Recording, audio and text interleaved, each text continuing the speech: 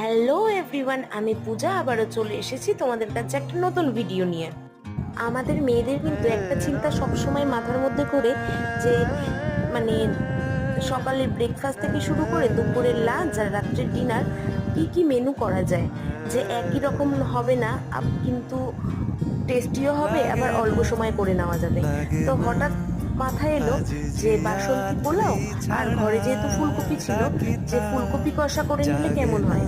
তো সেরকমই তার জন্য আমি কিন্তু এখানে বাসন্তী পোলাও করে নিয়েছিলাম। তার জন্য আমি কিন্তু গোবিন্দভোগ চাল নিয়েছিলাম, যেটা প্রথমে একটু ধুয়ে ফেলে নিয়ে তার মধ্যে আমি আদা বাটা, জিরের গুঁড়ো, হলুদ গুঁড়ো আর নুন আর মিষ্টি দিয়ে একটু ম্যারিনেশন করে রেখেছিলাম, আর অবশ্যই ঘি।